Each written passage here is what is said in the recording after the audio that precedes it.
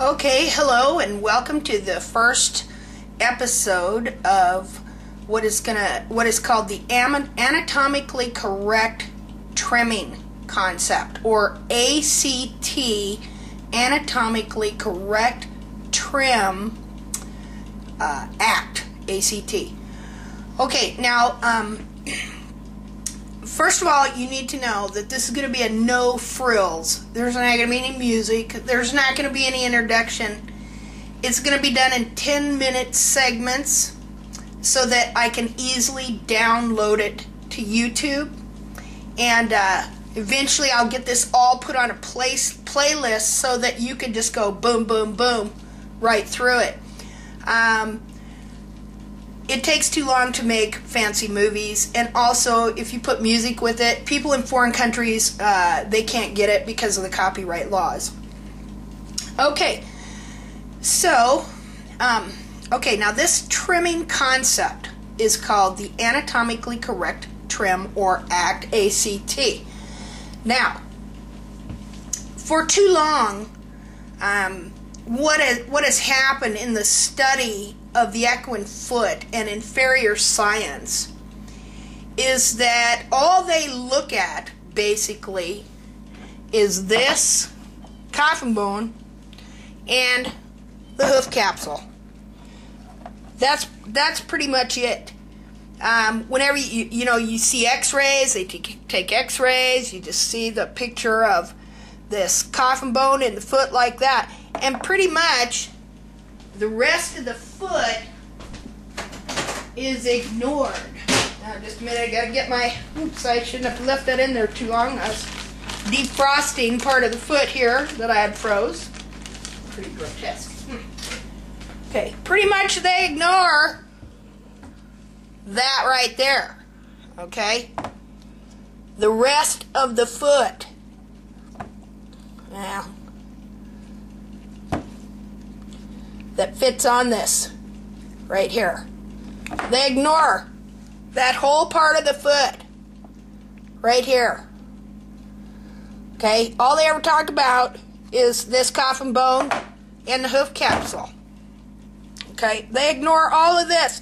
This is the lateral cartilage and the back of the frog and the bulbs, and it makes up part of the bottom of the foot and the bars.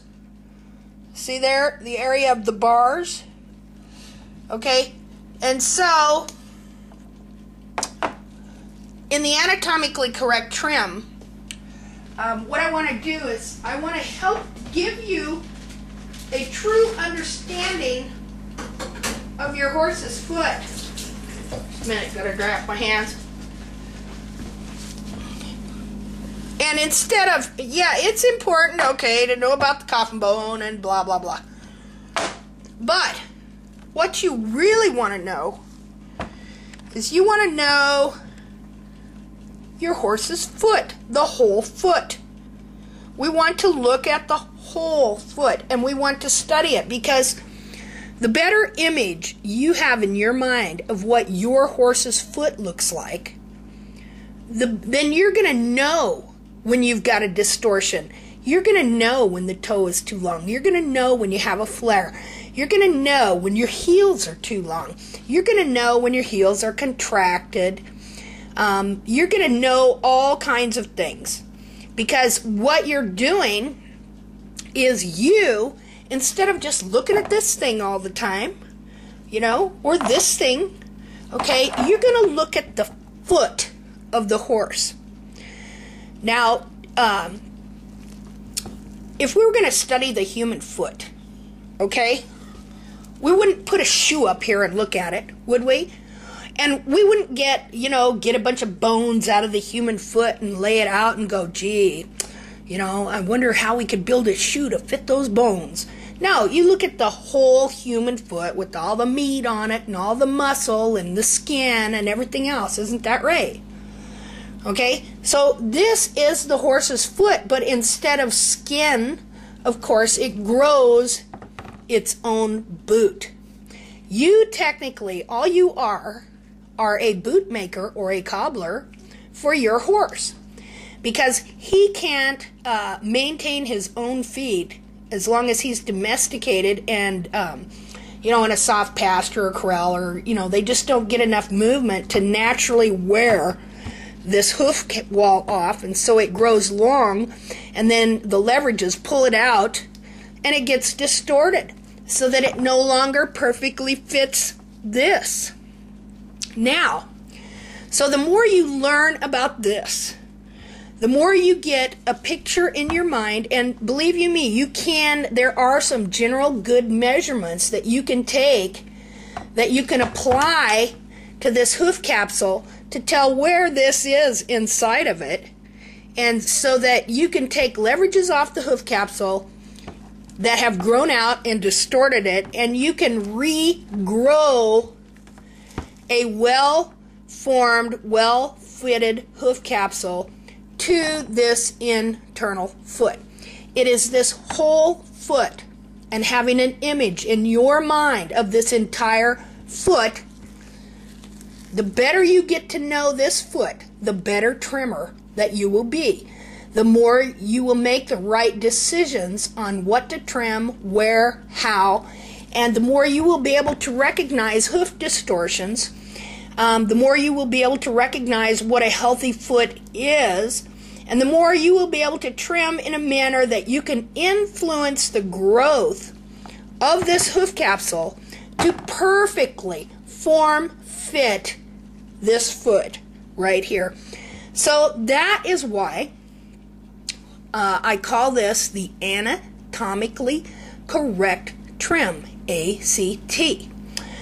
That, and because there's a bunch of good one-liners that go with that name, like, hey, get your act together. Okay? Better act now. All right, so this is what we're going to do. We're going to take a really good look at this foot here, and we're going to see now Toby did have a few issues here with this hoof capsule, but primarily around the rim here and the wall, it was very tight and fit very perfectly. As you can see there. Now I would put that in there, but this has been dried out, and so I can't get the foot actually into the capsule anymore. I want to do some more of these videos where I dissect a fresh foot so I can take the foot in and out, because I think that's a great way to, you know, show people how, hey, this is the foot, this is just the shoe or the boot that grows on the foot.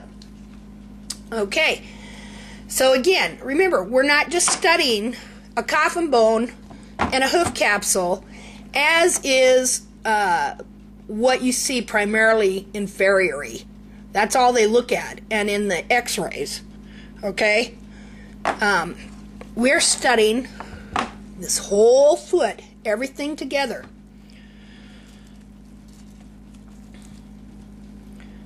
Take a good look at that there. Put it up here so you can see it. We'll get a close-up. Now this foot's been dead for a while. Okay, but I'll tell you right now, one thing that you're going to find on the whole foot is that the coffin bone does not sit ground parallel in the capsule. It can't, because in reality, the frog and the bulbs actually stick out below this part of the foot. So it sits up at about a 8-degree angle, like so, when it's in the hoof capsule. Okay, well, that's it for now. Bye-bye.